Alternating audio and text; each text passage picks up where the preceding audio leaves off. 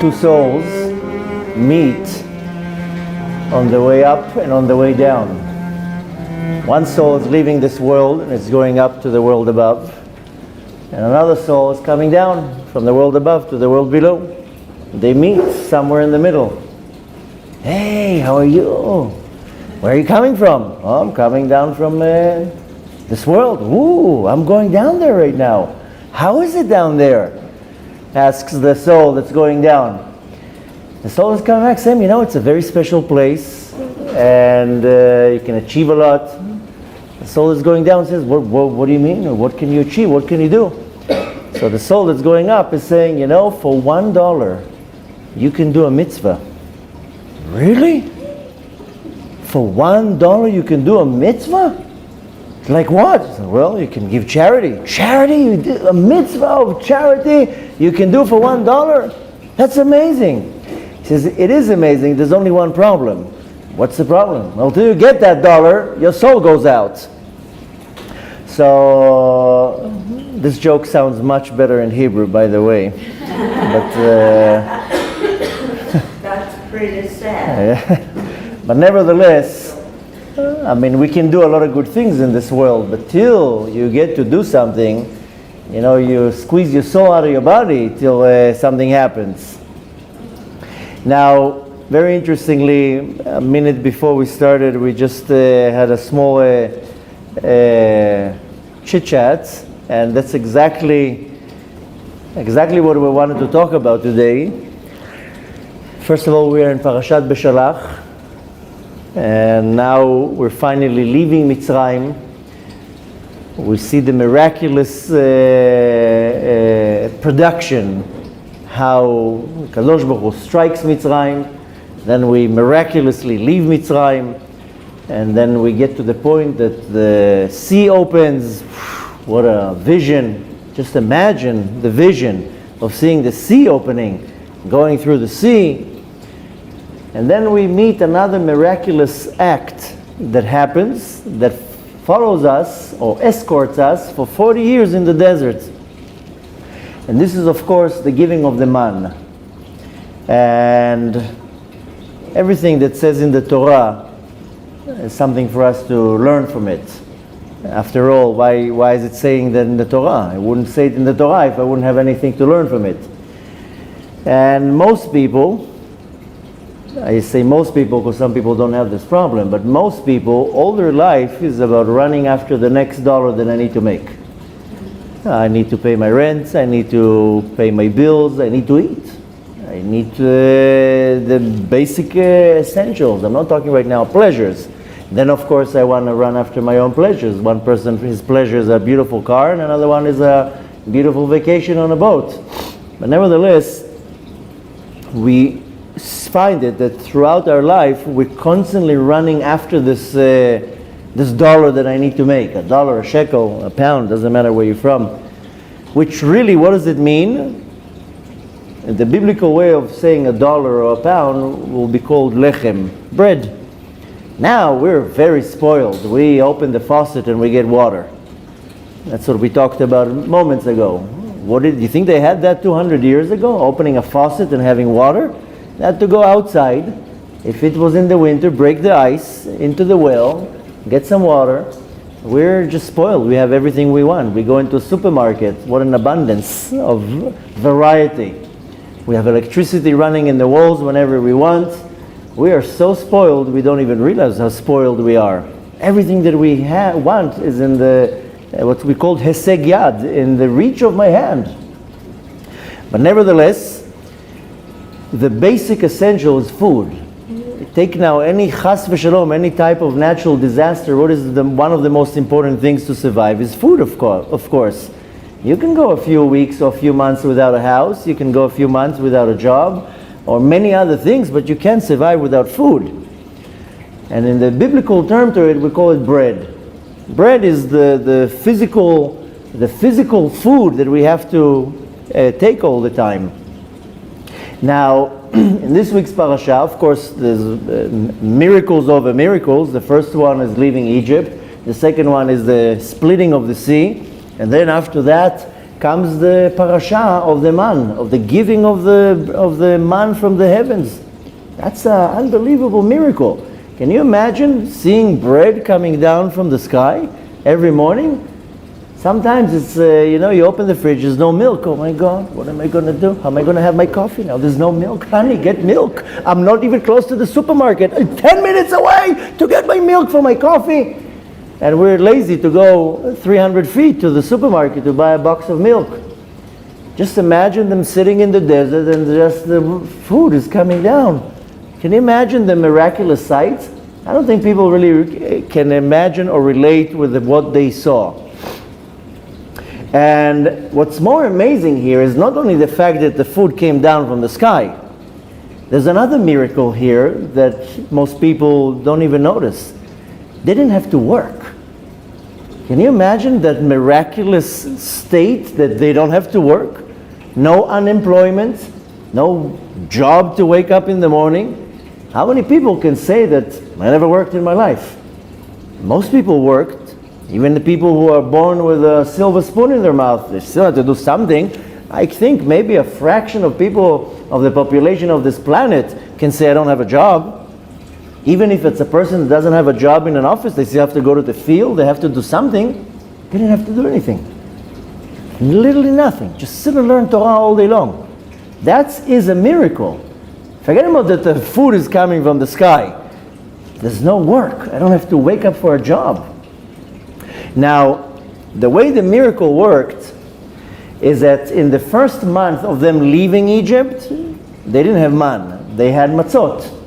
They had whatever they took on the journey. And mainly they had matzot. And they had a little bit of water that they took with them. So for 1 month, they had enough supplies. At some point, they ran out of water. Just imagine, they're going into the desert, and there's no faucet. They ran out of water. So there was a miracle, and in a place called Elim, they found well springs, they found wells, 12 wells, and then they had water. Later on, they had the well of Miriam, Be'er Miriam, that was following them everywhere. Just imagine of that gadget. Wherever you go, you know, the well is going with you and just spitting out water. But after 30 days, they had a problem. They ran out of food. What are we going to do? No supermarkets, no Amazon. What are we going to do now? Of course, who did they go to? They go to Moshe Rabbeinu, that poor guy. They start complaining. Moshe, we don't have food. What did you bring us to the desert? To starve us?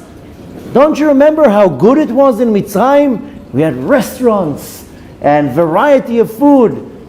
You didn't have nothing in Mitzrayim. What are you talking about? You were slaves. No, the complaints to Moshe Rabbeinu. What are you talking about? We had fish. We had meat.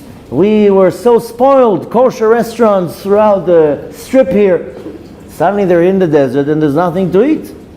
Moshe Rabbeinu says, you know what? You're right. There is nothing to eat. My Amazon account is closed. I can't order anything.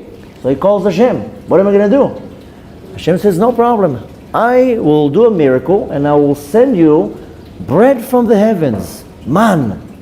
Not only that, in the morning you're going to get a portion that will be enough for you to last the whole day. And in the evening, I'm going to invite you to a beautiful online restaurant and you're going to get a meat portion. This was the slav, a certain bird that came also from the sky, another miracle.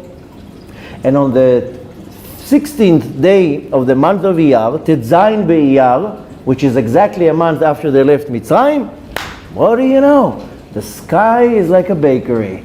And what food is coming down from the sky? And, like I said, they had a portion in the morning, and that portion was enough for a breakfast and for a dinner.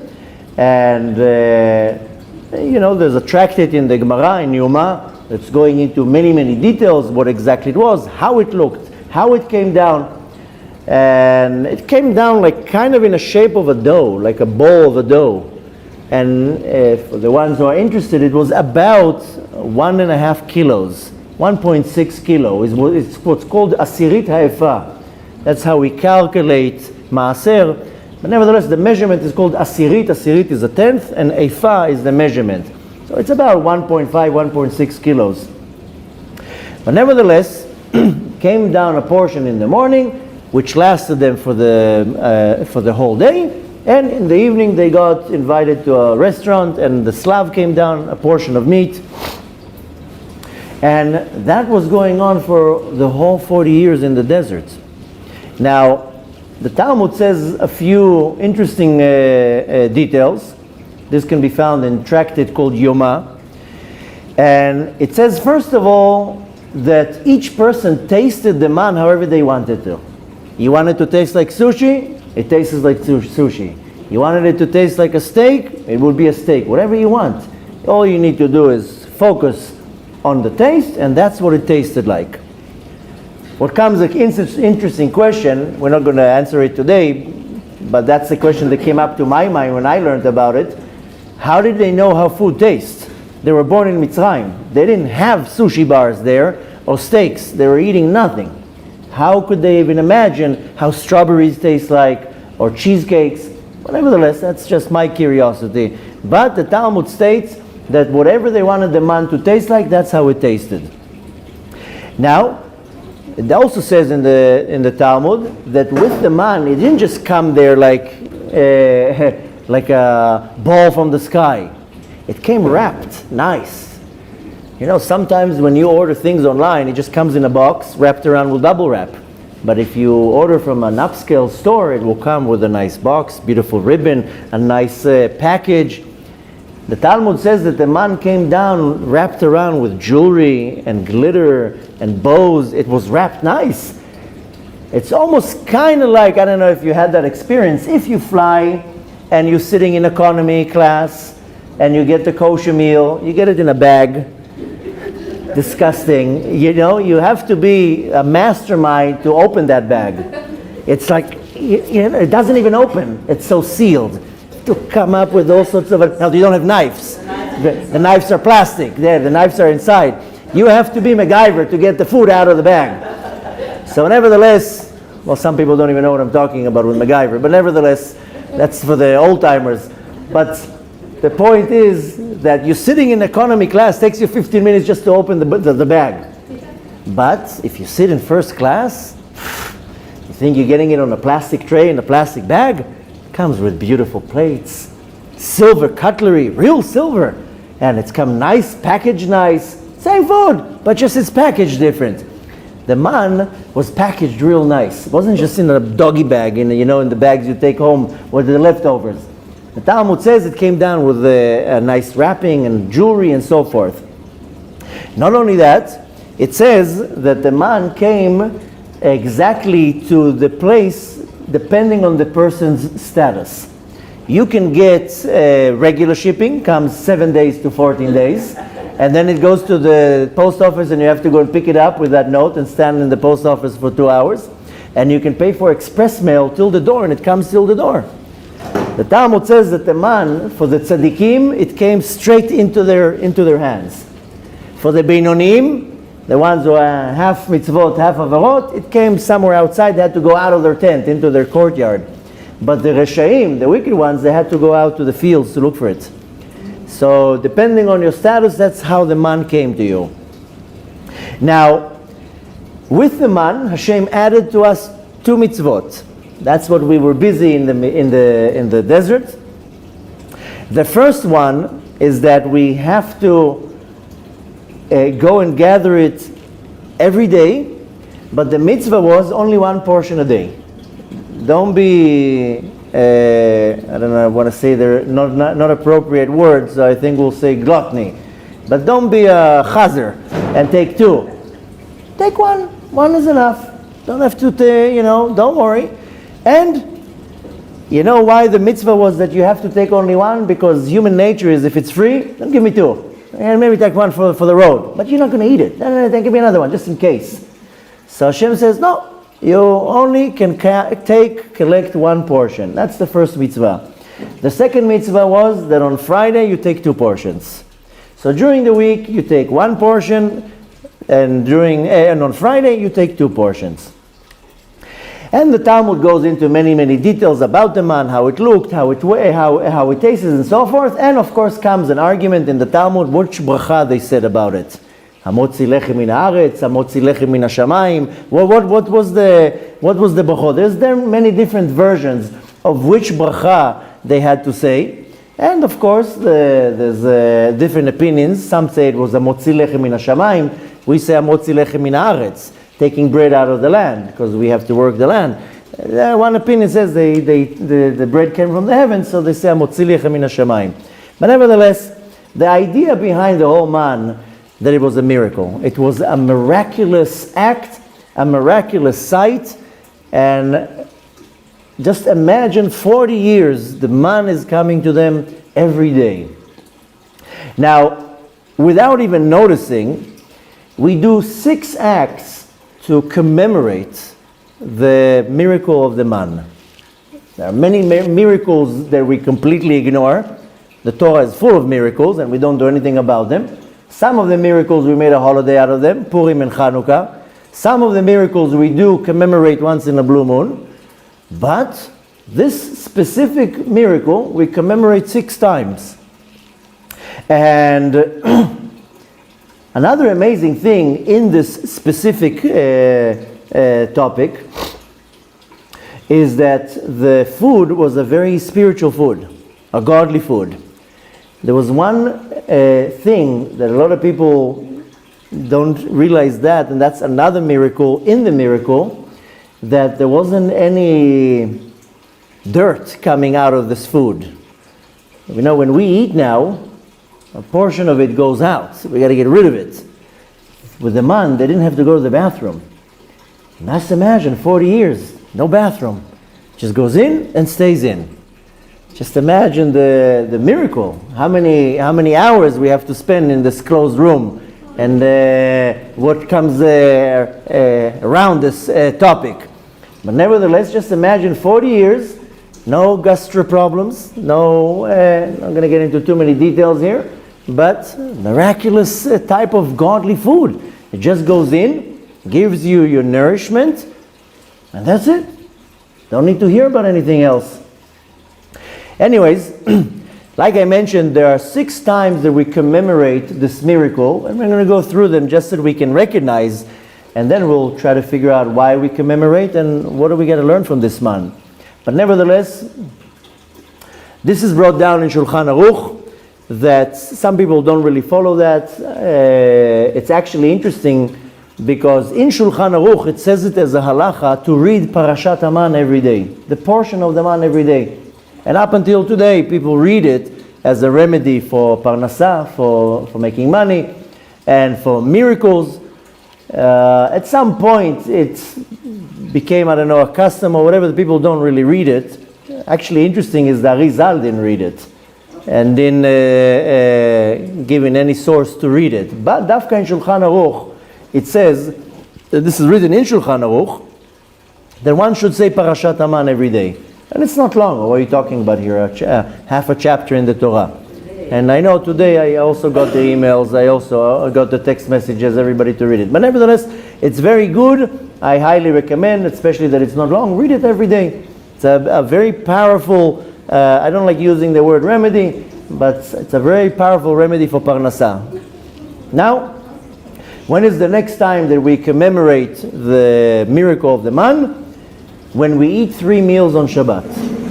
Where do you think we get the source? What's the source of eating 3 meals on Shabbat? You have to eat 3 meals. Even in the winter, when the lunch and the third meal are very close to each other. But where do you think we're coming from? Where is the source for eating 3 meals on Shabbat? This is because of the man. Where do we learn that from? 3 times in Parashat Haman, when it's talking about the portion of Shabbat, it says the word Hayom.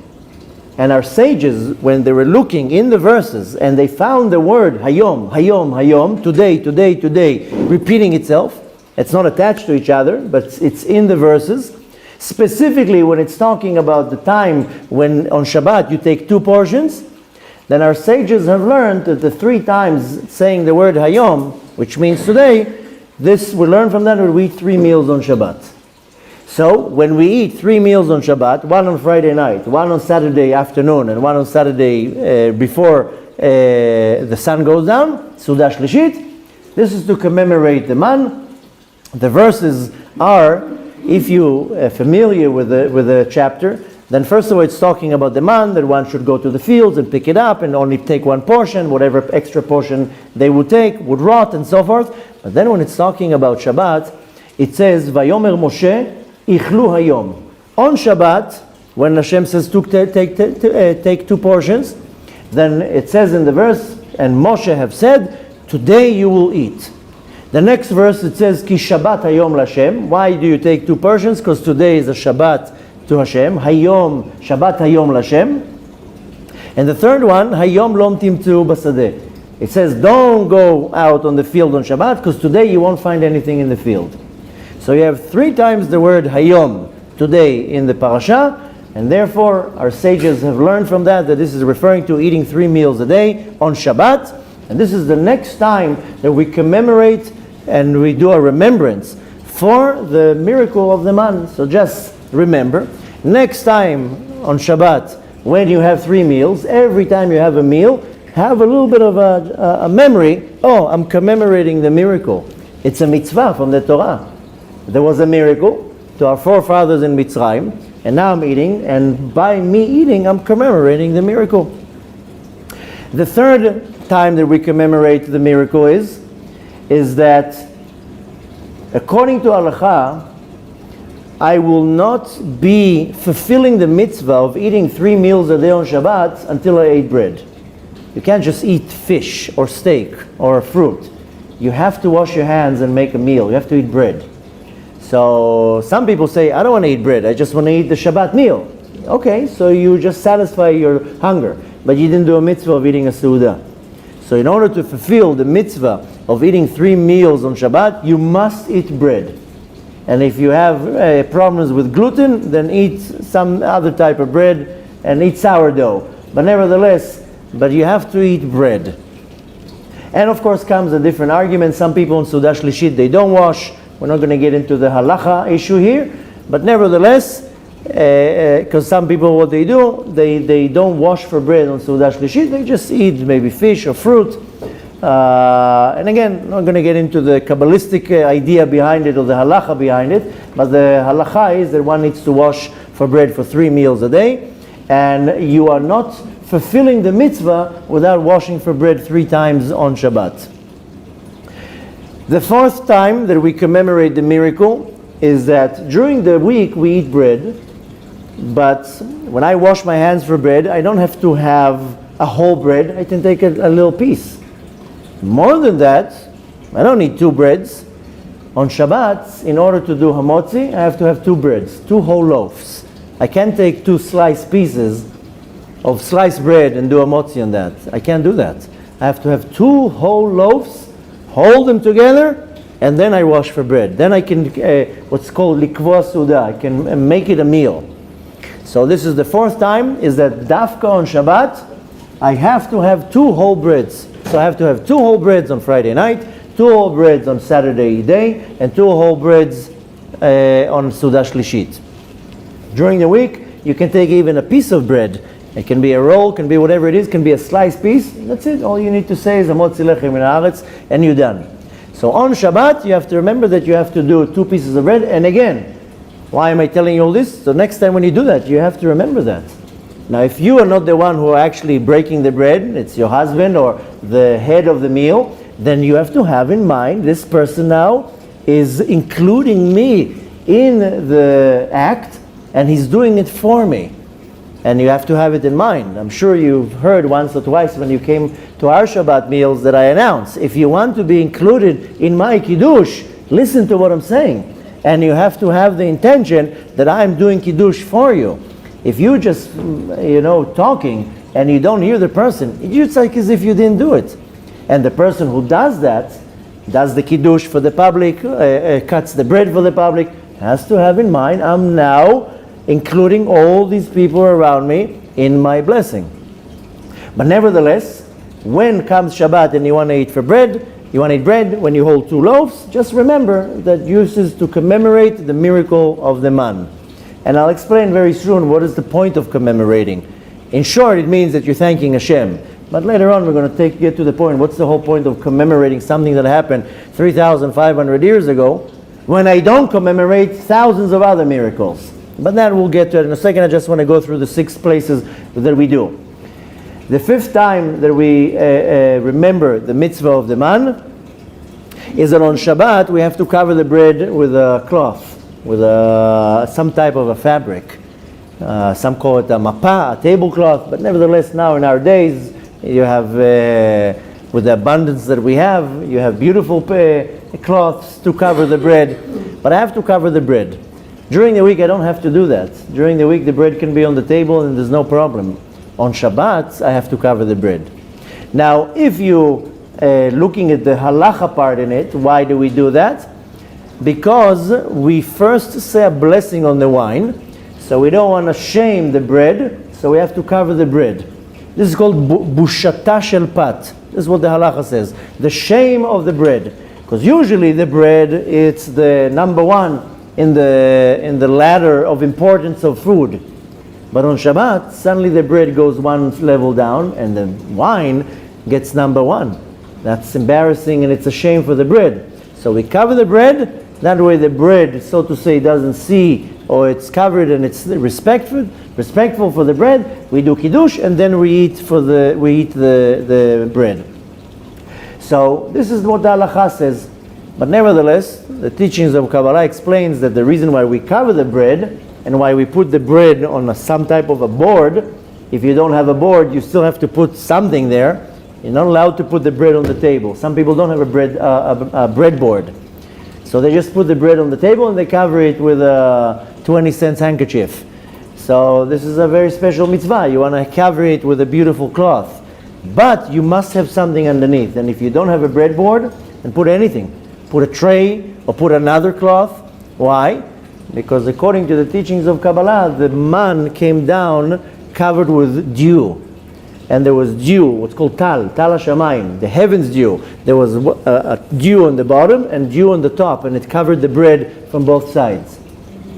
So when you cover the bread, again, another mitzvah to remember of the miracle, and you want to remember all that, because in a few days is Shabbat, you're going to set the table, put the breads on the table, you want to cover the bread. And we went through that a couple of months ago in one of our Shabbat halacha classes, where I explained that even if you eat out, you still want to set the table. I don't know if you were present in that class, but nevertheless all the classes are online, you can find them. But I was explaining the mystical reason of setting up the table in your house, even if you're eating out. You still want to set the table. You still want to put a nice tablecloth, you still put challah on the table, you put salt, you do everything. Even if you don't eat the challah, you still want to have it on the table. So nevertheless, in a few days is Shabbat. Just remember, when you're covering the bread, it's not just covering it because it's a show, or it's some fashion statement. This is a mitzvah. And the 6th time that we commemorate the eating of the man is in the 4th meal that we have on Motzei Shabbat, which is called Melaveh Malka. Unfortunately, most people don't have Melaveh Malka. Some people call it Melaveh Malka, escorting the queen. Some people call it the 4th meal. But nevertheless, this is one of the most important meals of the day. I know it's not so easy. You're eating a meal at 11 o'clock in the morning, and then another meal at 4, and then another meal at 8. But nevertheless, the meal of Melaveh Malka is a very, very powerful and auspicious mitzvah to do.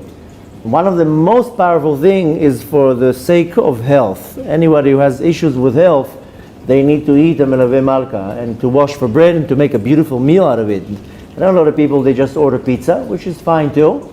But nevertheless, Melaveh Malka, you want to make it a very special and unique meal. And I think once I gave a class about the Melaveh Malka. And you want to make sure that there's at least one dish that is that you didn't eat on Shabbat. I mean, I know a lot of people say, let me eat the leftovers, which is okay, fine. We don't want to throw food, especially the food on Shabbat. You're not allowed to throw food that was done for Shabbat. It's holy food, and you don't want to give it to animals. I see sometimes people, they leave it out to the animals, which is very nice, but you don't want to give food of Shabbat to the animals. So if you are eating the leftovers on Motzei Shabbat, then make one dish that is special for Melaveh Malka, and make a dish that is very, very special to you.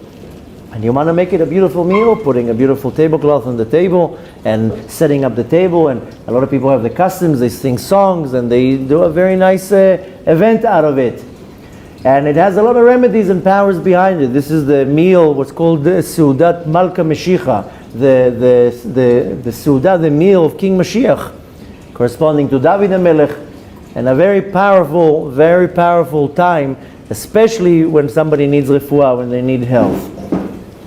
Now, again, the sixth part of commemorating the man is doing this meal.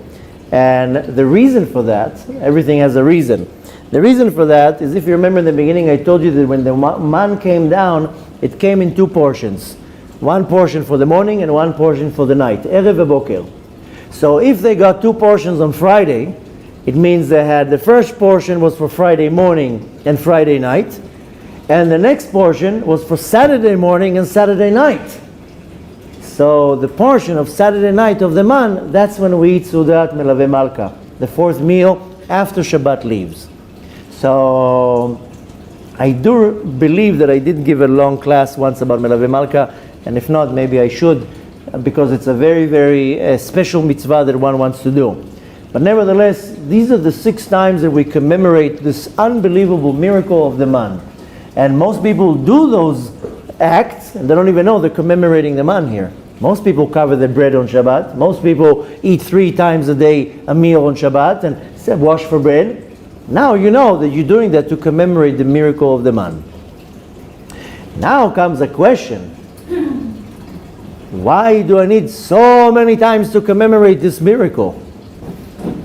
That's the one thing. Once a year, on the 16th day of Iyar, when the man came down, let's make one meal and we'll say this is the man meal. Why do I have to commemorate it so many times? Now comes another question. Why dafka the man? You know how many miracles we have in the Torah? I didn't see any commemoration for any one of them. You know how many miracles? There's hundreds, if not thousands of miracles that happened throughout our history, and we didn't do anything and we're not doing anything about it. Why specifically the man? I know it's pretty cool. 40 years, food is coming from the sky. But there are many other things that happened. We're not going to start naming all the miracles, and we don't do anything. So first we want to ask, why do we have to commemorate the man so many times and so often? And also, why dafka the man? What is the message behind it? It has to be a message behind it, because there are many, many miracles in the Torah. So if I'm commemorating the man so many times, must be that there's some message behind it. So there are 2 explanations. There are much more. We're going to talk about 2 of them. One of them is from the Orach Chaim, and he says the man is to strengthen a certain challenge that some people have, and this is called Nisayon HaAshirut, is the challenge of having money. And a lot of people say, oh, I wish I had that challenge. Well, don't be so quick to wish for something you don't know what it means. To have money is a challenge. It's called a very big challenge, a nisayon. Besides the fact, we're not talking about winning the Mega Million. It doesn't mean that the challenge of having money is that you have millions of dollars. Sometimes just having money is a challenge. And why is that a challenge? And I'm sure each and every one of you had at least once in your lifetime a period that you were doing pretty good. Business was going well, you had a good job, money was a little bit more available. And if you didn't, well, you still have your whole life to go through. Don't think that it's not going to come. But nevertheless, I would say most people, and we're not going to now say numbers, most people had a period in their life, or will have, that money was good. It was abundance of money. There wasn't a problem. And you know what's the problem? Once you start making money, business is running well, your situation, your financial situation is good, you know what happens? The ego grows with the bank accounts. And what happens is you start seeing yourself too much. And everybody has this little test. Now some people have it all their life. Some people are rich. And doesn't matter what they do, they have a lot of money. That's a very hard test to have money.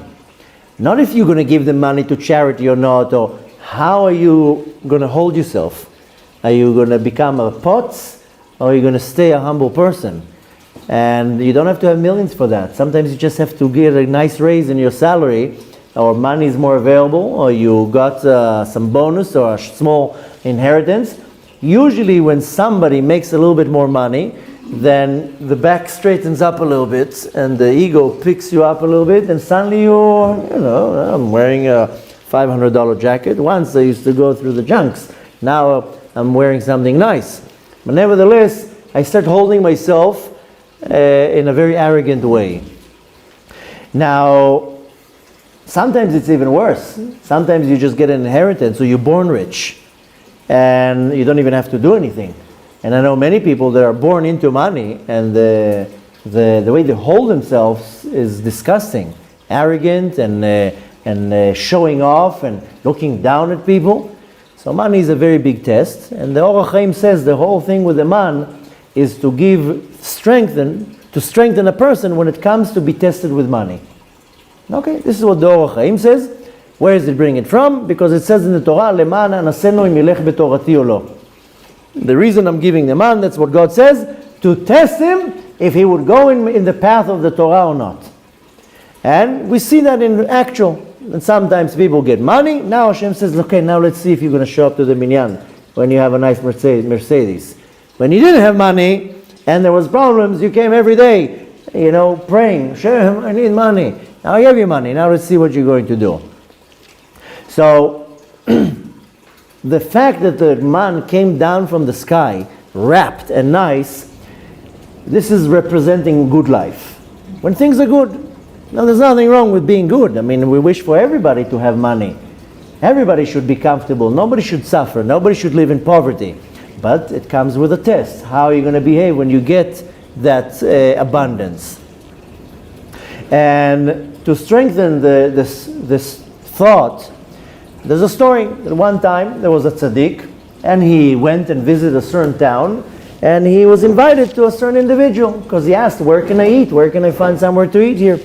So they told him, go to so-and-so. He's very, very hospitable. He opens his house.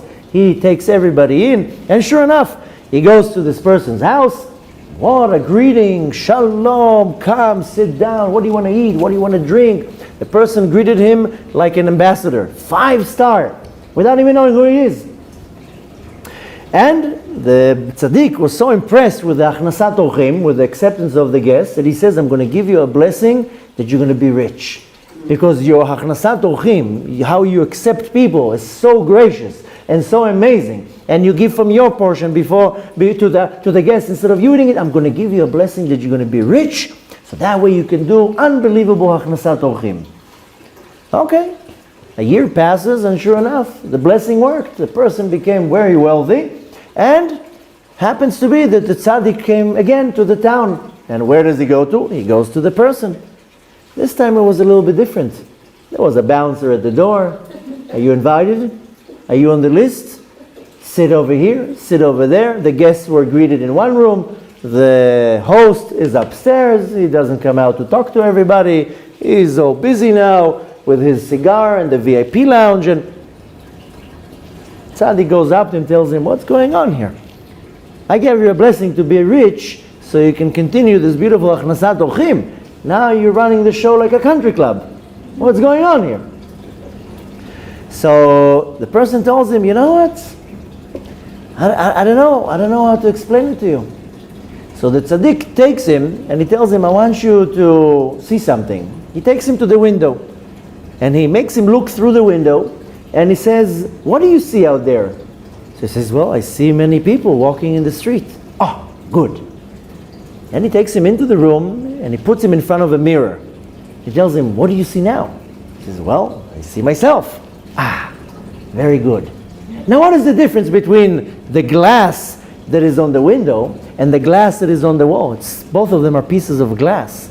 How come in the glass in the window you see other people, and in the glass inside the room, that what we call a mirror, you see yourself? What's the difference? What is the difference between the two pieces of glass?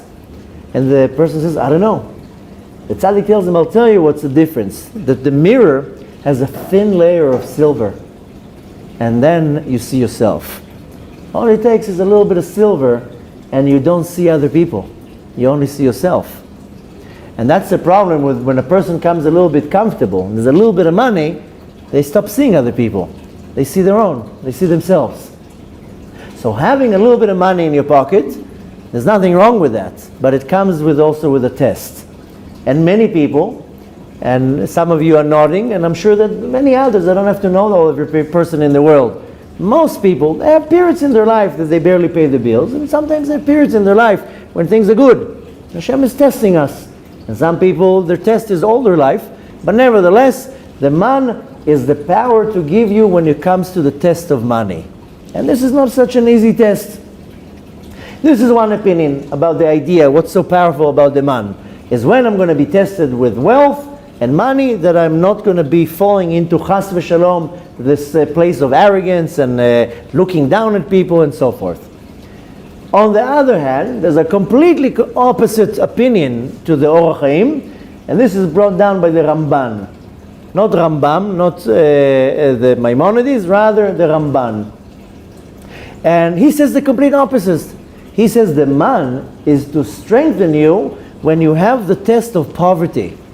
And unfortunately, we all have this test once or twice in our life, that you barely have money to eat, that you're counting the 10 cents coins, and you're missing sometimes 5 cents to buy your little piece of food, and you're sitting in the cold because there's no money for heating, and whatever it is, you're standing in line for 5 hours to get a piece of chicken, or whatever it is.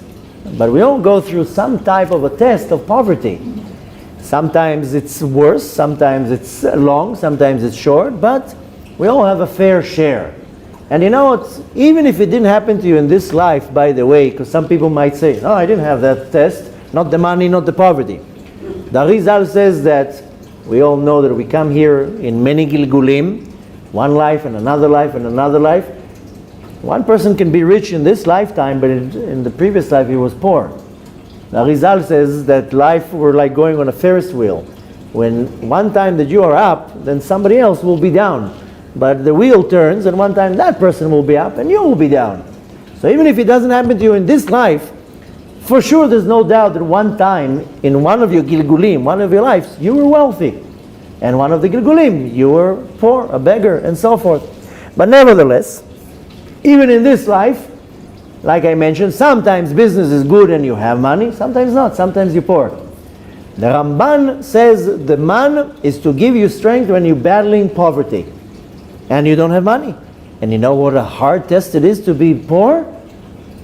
I can't pay my bills, the rent is due today, I can't buy anything to eat, my clothes have holes in it. This is not so easy.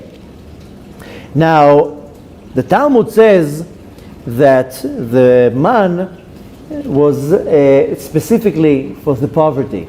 Now, why poverty? What's the idea with poverty? Why is man corresponding to poverty? Because when you're poor, you're constantly under stress, under pressure. How am I getting the next dollar? How am I going to eat tomorrow? You eat now, but you're worried about what's going to be tomorrow. Okay, now somebody gave me a piece of bread. What am I going to do tomorrow? You're constantly under stress.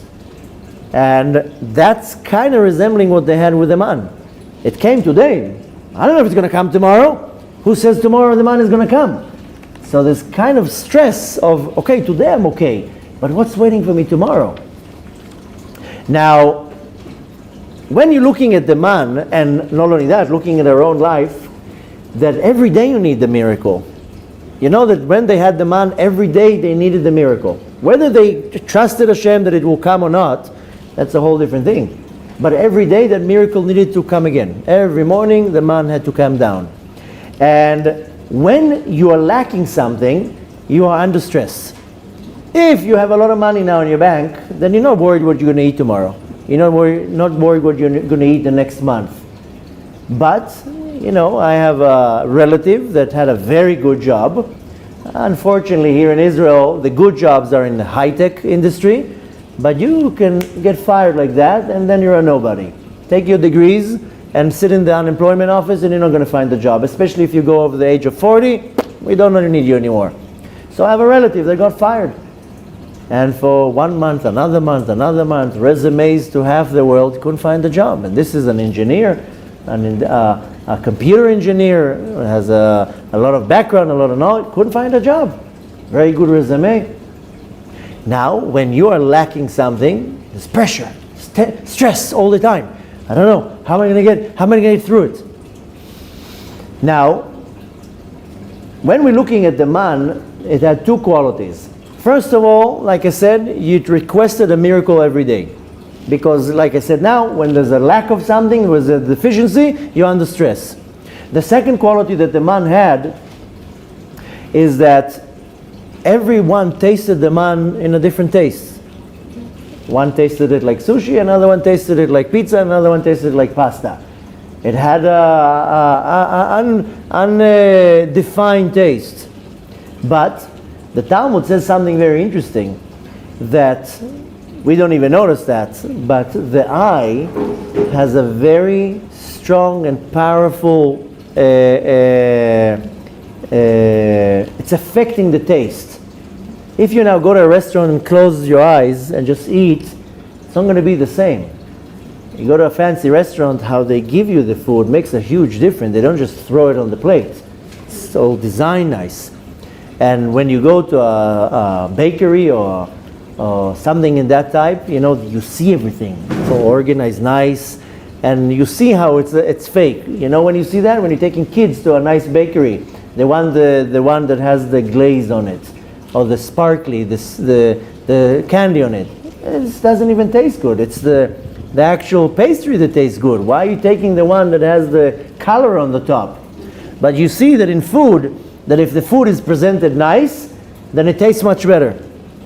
And the Talmud says the eye has a very strong part when it comes to the taste of the food.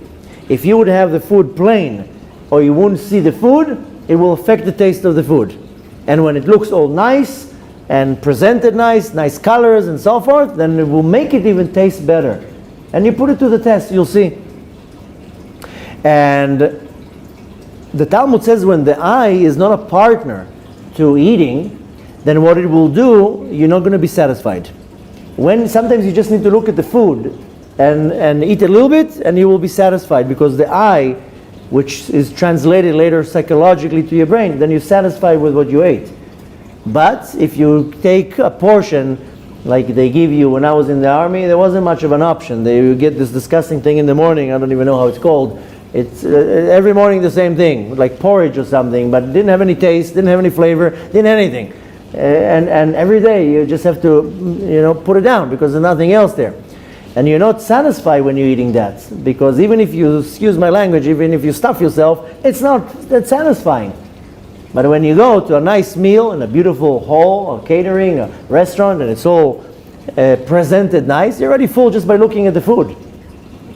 So the Talmud says they had two problems with the man. First of all, it's called lo pat beksalo, that they didn't have the food next to them. Then psychologically, it's putting you under stress. You open the fridge and there's a lot of food there, you're relaxed. You open your pantry, there's a lot of food there, whatever I want to eat, I have. When you open the fridge and there's nothing there, it puts you under stress. Not only that it puts you under stress, you're not calm. What am I going to eat? What am I going to have? How am I getting my next meal? So this is called lo pat besalo, that I don't, pat means bread, salo is his basket. When my basket is full, then I'm fine. When my basket is empty, whoa, wait a minute, I'm under stress. So the Talmud says the problem with the one was that they had one portion. They didn't know what's going to be the next day. Who says the next day we're going to get the miracle? And the second problem with the man was that the eye was not a partner in the meal, because it just looked like a little piece of, like a bowl. It was white. That's it. It didn't have a shape, didn't come with colors, didn't come with nice wrappers. Look at how the food industry is taking food in our generation, how it's packaging it. The packaging of the food makes 90% of your choice why you're going to take that. You go to the supermarket, they put two things next to each other. One is packaged nice and one is not. You take the one that's packaged nice. So the packaging of the food makes a huge, huge difference.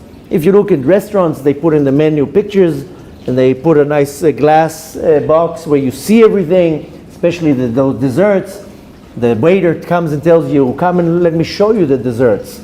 They don't tell you we have the creme brulee and a chocolate cake. They come and show it to you. Suddenly the drool starts coming out. Why? Because you see all the nice design. I want that one. Who says it's tasty? Just because it has a few colors on it. So the Talmud says the problem with the man was two. First of all, that it needed the miracle. The other one, that the taste was equal. And the problem with that was, again, they didn't have enough in their basket, and the eye was not partner with that.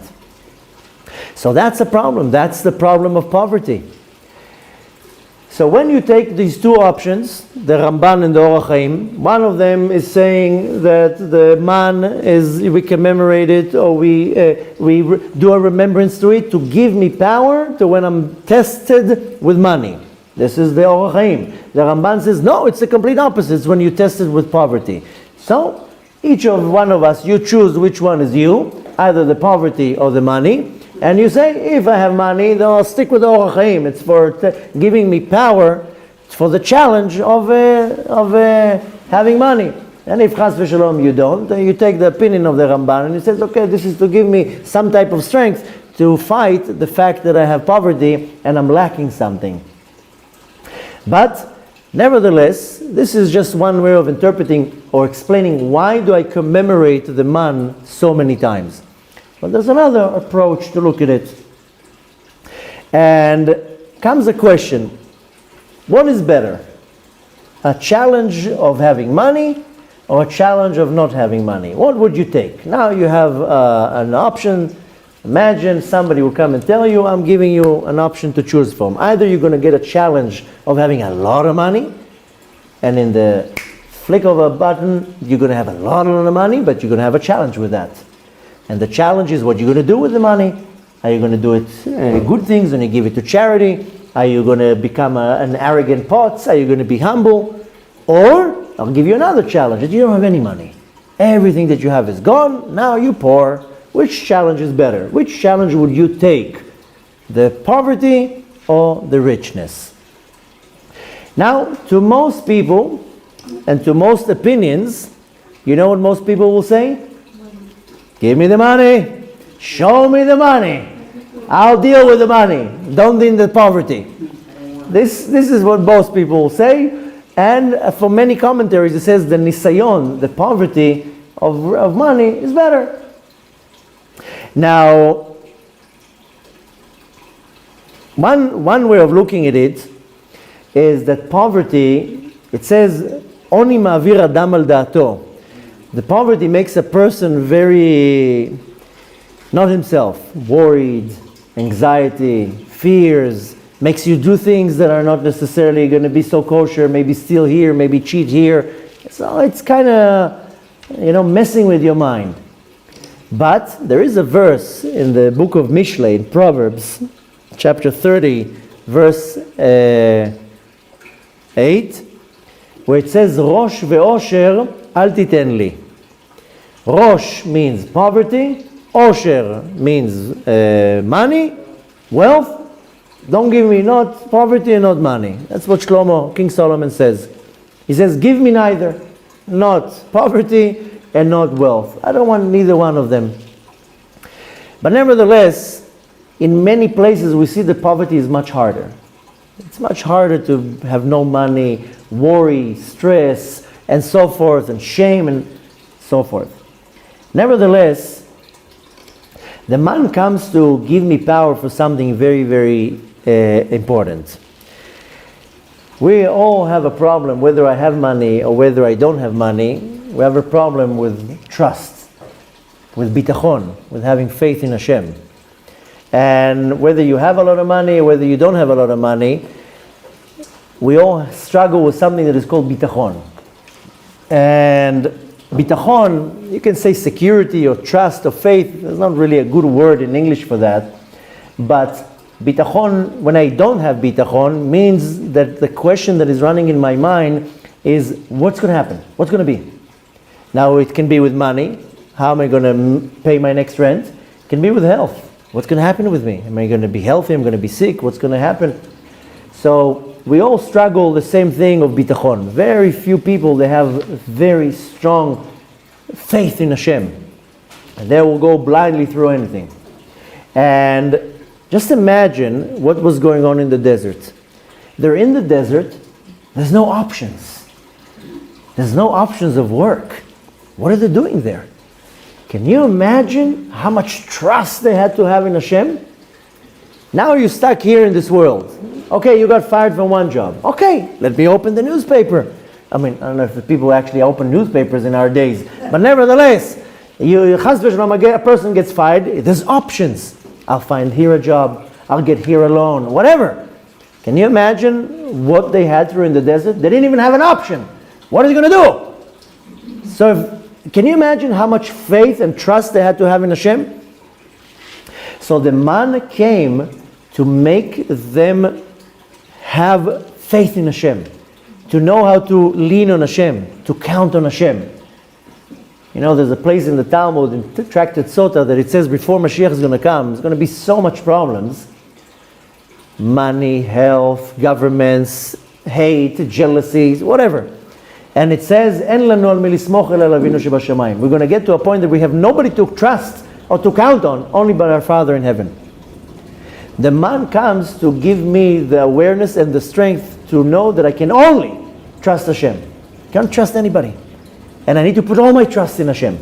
Just imagine what they went through in the desert for 40 years. They only had the option of trusting Hashem. Because there's no other option. There's no unemployment office. There's no internet to find a job. There's no anything. What are you going to do in the desert? You're going to turn around to other people? Can you hire me? Hire me. I don't even have money. Just imagine them walking in the desert, 3 million people, and they have to only trust Hashem. David HaMelech, which I consider one of the most smartest individual in history, King David, with the best advice. He says in Tehillim chapter 23, Hashem ro'i lo echsar. When Hashem is my shepherd, I will lack nothing. If I make Hashem my shepherd, I will never lack anything. If I'm lacking something, it's because Hashem is not my shepherd. I have to put all my trust in Hashem. And not only that, the man is here to remind me, Hashem is your shepherd.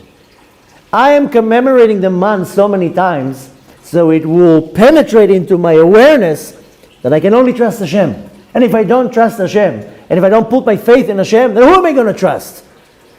Who am I going to trust but Hashem? And the man is giving me power, so don't worry today what it's going to be tomorrow. So many people are so worried. What's going to be? What's going to happen? Who's going to take care of my kids? Who's going to do this? How am I going to pay my bill? What are you worried about? Why are you coming up with the chutzpah of saying, I don't know what's going to be tomorrow? How old are you? I'm 50. Well, who took care of you for 50 years? Hashem took care of you so many times. Hashem takes care of millions of people. He's not going to take care of you. Hashem takes care of billions of animals. He's not going to take care of you. Don't worry today what might not happen tomorrow. Why are you getting into such a turmoil in your head of an option that might never happen? What's the point? So the man comes to remind me, trust Hashem. Now you know how you do that? Many people say, okay, easier said than done. You know how you do that? First of all, I told you now 6 times how we commemorate the man. When you do that, have in mind that you're commemorating the man. That will give you a lot of strength. But there's another loophole. Thank Hashem. You have something today, be thankful. Tomorrow you might not have it. And you know how you get it tomorrow? When you thank Hashem. Thank Hashem today, then you're going to have it tomorrow. It says, our sages say, what makes it the hardest for you to serve Hashem? What is the biggest stumble, the biggest distraction of serving Hashem? Worry. If you worry, you can't serve Hashem. Serving Hashem means to pray, to learn Torah, to follow the mitzvot. I mean, we're all trying to serve Hashem and we have distractions. What is the number one distraction? Worry, de'aga. What is going to be? So when I'm asking why are we commemorating the man so many times, and what's so special about the man? Because the man is feeding me the power of faith and to know that Hashem is in control. You have all these stickers now. Don't worry, Hashem is in control. Really? Now you figured that out. Of course Hashem is in control. And what I need to take from that is when I have today, be thankful. Say thank you to Hashem. That's what we talked about before the class, right? Thank Hashem today. The fact that you're thanking today, that's what's going to make it coming tomorrow. And I'll finish with one short story. If you remember, 2 weeks ago I told you about Reb Zusha from Anipoli, great Hasidic scholar. And I told you 2 weeks ago in the class how he had the most powerful midat bitachon. He would pray for so long in the morning, he would finish his shacharit prayer at 12. Now, not because he started at 11. He started at nets, but he prayed so long. He had such bitachon that he would finish praying, he would say, Abba, Zusha is hungry. Father, Zusha is hungry, and whoop! His shamash, his gabbai would come in with food. He had such bitachon. One time the gabbai, his helper, his assistant, he was the one who would hear Zusha is hungry and he would make quickly something to eat and bring him. One time the gabbai says, this is not fair. Zusha never thanks me. I'm the one who's chopping the salad. I'm the one who's preparing the egg. He never tells me thank you. He says Abba. He says Hashem. So the gabbai says, what? I'm gonna show him what it means that he's not thanking me. And one day he says, what? Tomorrow I'm not going to serve him food. I'll show him. Okay. The next day, Zusha finishes praying. He says, Abba, Father, Zusha is hungry. And the gabbai is sitting from the side like this, waiting to see what's going to happen. What do you know? A kid walks in with a beautiful tray full of food, and he gives it to the Zusha. And the gabbai is like, what's going on here? This guy just ruined my whole shtick here. So the gabbai runs out to the kid and says, what are you doing? What are you doing? Why are you bringing food? He says, don't ask. Yesterday, he runs to the kid and tells him what happened. The kid tells him, yesterday, I have done something that wasn't so nice for Reb Zusha. And my father came and told me, listen, you did something not so nice to the tzaddik, and you have to appease him. And how should you appease him? Well, you should make a meal for him, because you did something that was not so nice. So I made a meal and I came to appease him. So the gabbai, the helper, says he understood then that the food, bemet, only comes from the heavens, not coming from the gabbai, not coming from anywhere. It's coming only from Hashem. Because the gabbai, the helper, wanted to get the thanks. And that's when he realized, no, the food comes from Hashem, it doesn't come from anybody else. There is a verse in Tehillim, chapter 32, Lev, heart. Unbelievable chapter. Read it every day. You'll see you'll be a whole different person. But it says there towards the end, Haboteach be'Hashem chesed yisoveveno. The one that trusts Hashem, kindness will compass him. Why? Why if I trust Hashem, then kindness will surround me all day long? The book of Ikarim, it's called the book of Ikarim, Sefer Ikarim, was written by Yosef Albo about 500 years ago. And he says, why the one who trusts Hashem, kindness will surround him? Because the fact that you trust Hashem, it arouses kindness. If you don't trust Hashem, then you're going to have a problem. You're going to be worried, you're going to have anxiety, you're going to not know what's the next step. But the fact that you trust Hashem, then kindness will constantly surround you. You will not lack anything. Haboteach b'Hashem chesed yisovevenu. All day long you're going to be surrounded with kindness. So the man is not only food coming from the heavens. The man is not only just another miracle. The man is here to remind me that I can only trust Hashem. And when we commemorate 6 times every week about the man, is to give me the strength, whether it's coming from wealth, whether it's coming from poverty, it doesn't matter where it's coming from, that there's only one shepherd, Hashem roi lo echsar. And when I put all my trust to Hashem, then I will never lack anything. And not only that I will never lack anything, kindness will constantly be surrounding me.